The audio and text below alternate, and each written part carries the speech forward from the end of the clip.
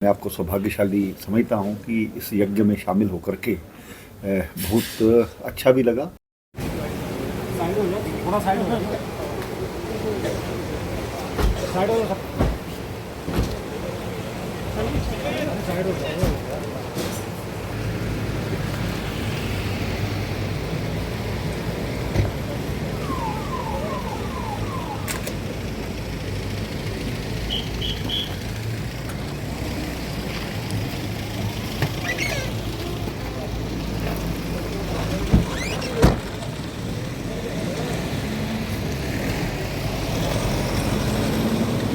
हो यार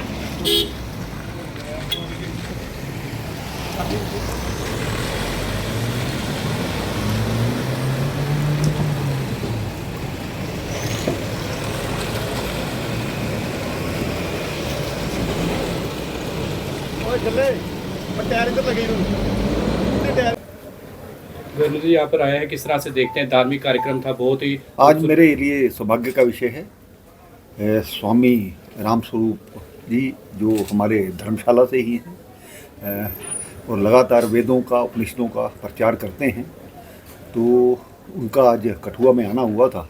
जो हमारे जो परम मित्र हैं श्रीमान राजीव जसरोटिया जी, पूर्व मंत्री, वर्तमान में जसरोटा से एमएलए हैं, तो उन्होंने निमंत्रण दिया था।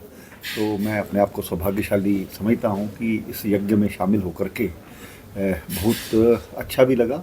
और आज ज़रूरत है, हमारी जो परंपरा है, हमारी जो संस्कृति, उसको आगे बढ़ाने की।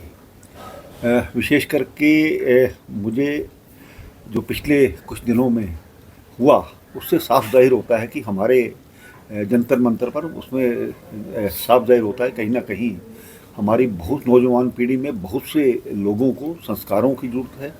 इस प्रकार से हमारी परंपरा की ज़रूरत है।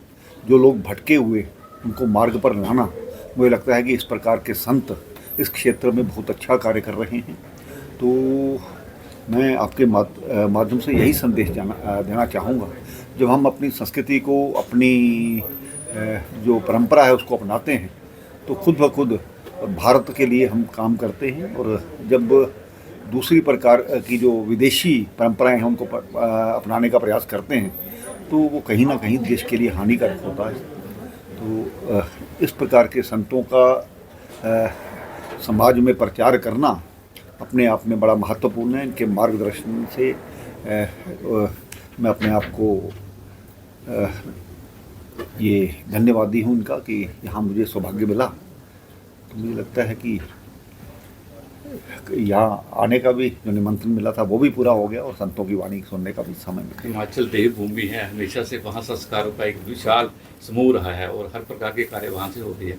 इस प्रकार जो बाकी जगत है उसको फॉलो करें। बिल्कुल।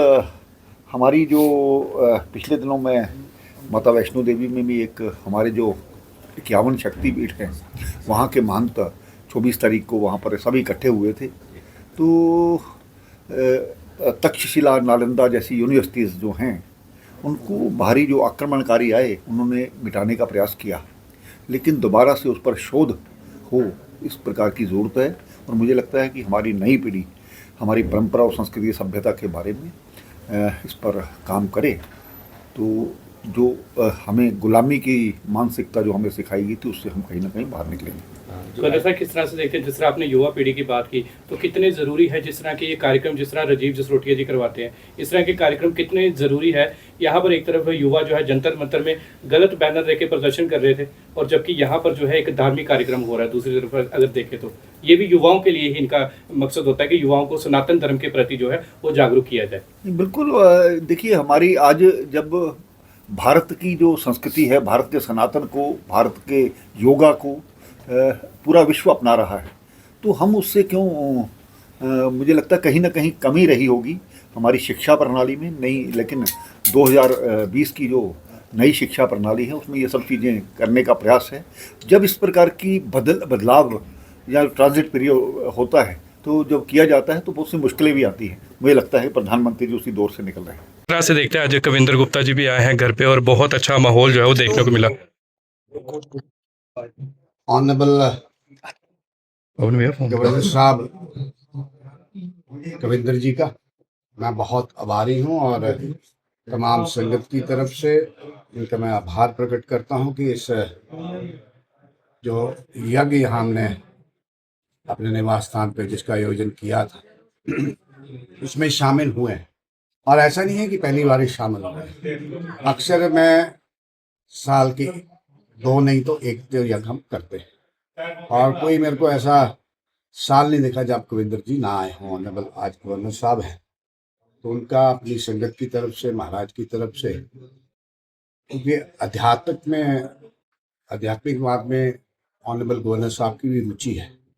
और मेरे को वो दिन भी याद है जब ऑनरेबल गवर्नर साहब स्पीकर थे, तो हम एक ही मैनी के पास रहता था, और सुबह शाम हम हवन करके अपनी दिनचर्या सुबह शुरू हवन से करते थे और दिनचर्या समाप्त भी हम हवन से करते थे। मेरा और इनका हम महामंत्री इकट्ठे रहे, और आज छोटे से निमंत्रण पे गवर्नर साहब का यहाँ आना, मैं आज के इस अवसर पर यही उनका आभार और धन्यवाद करता हूँ।